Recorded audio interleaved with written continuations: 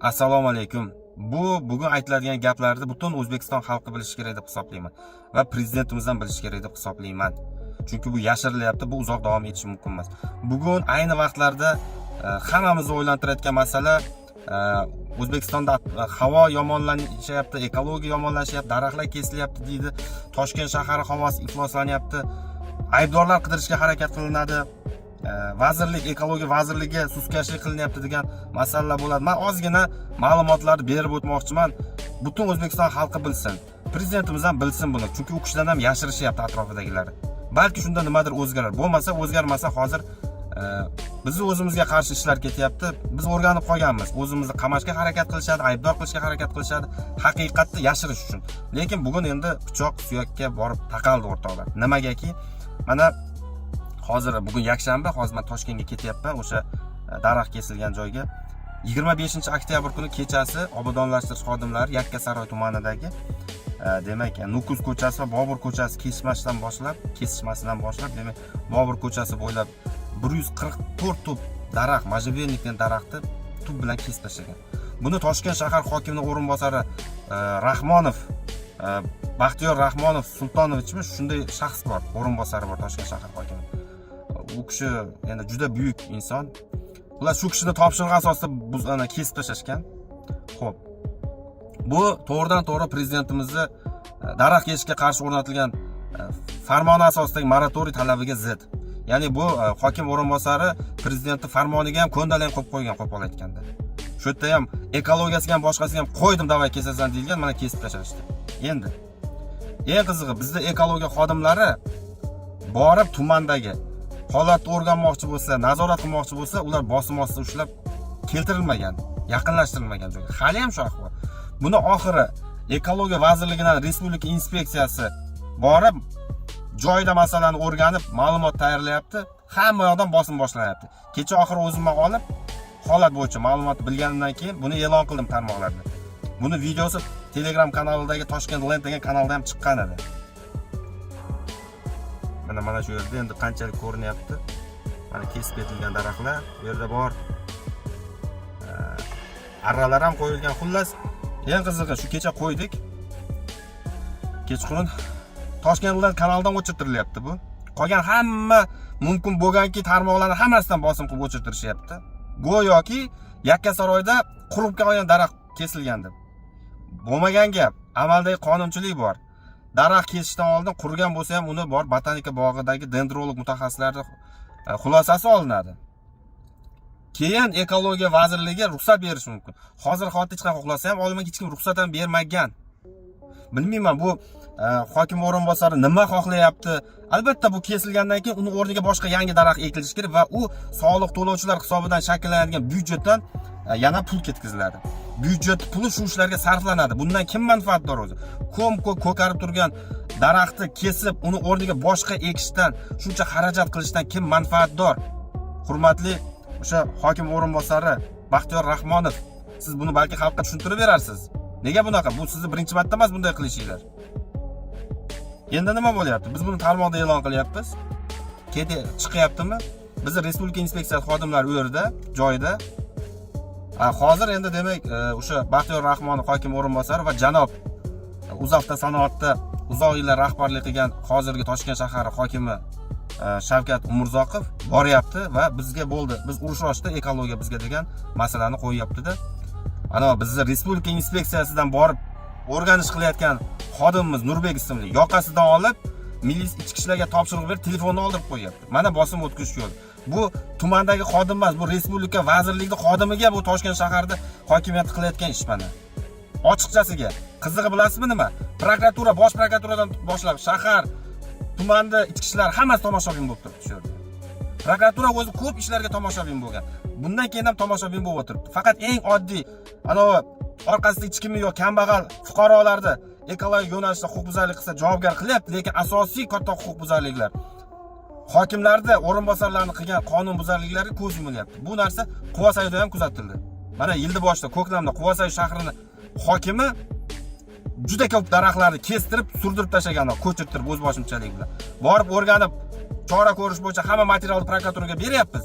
Prokuratura chora ko'rmayapti. qurib qolmabdi-ku, ko'chiribdi-ku deb yonini olyapti. Bugun prokuraturaning ayrim xodimlari hokimiyat advokati.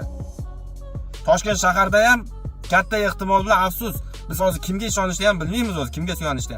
Shuncha aytayotgan, xalq bilsin buni. Prezidentga ham yetib borsin. Prezident ham bilmayotgandir balki, aldashyapti u kishi. Shuni bilsin. Bugun ekologiyaning dushmani hokimiyatlar. Toshkent shahrida ekologik vaziyatni yomonlashga Toshkent shahar hokimiyati aybdor. Ular kestirtiryapti. Ular rasvo qilyapti. Hatto o'tgan yili mana shu Toshkent shahar bo'yicha ko'mir yoqib ekologiyani zaharlayotgan tashkilotlarga borib o'rganib chora ko'rayotganimizda bizni vazirimizning o'rinbosari, birinchi o'rinbosarini yakshanba kuni maktabdan bolasini o'qishiga xabar olishga borgan maktab joyidan o'zini prezident xavfsizligini xodimman deb tanishtirgan shaxslar mashinaga bosib olib ketib, bizni vazir o'rinbosarimiz olib borib qo'yib tiqib qo'yapti. Noqonuniy ravishda ushlab o'tiribdi. To'xtat ekologik reydlaringni deb. Bu o'zini o'sha tanishtirgan odam prezident xavfsizligidanman degan. Bizni bitta vazirimiz bor, o'shaning akasi ekan.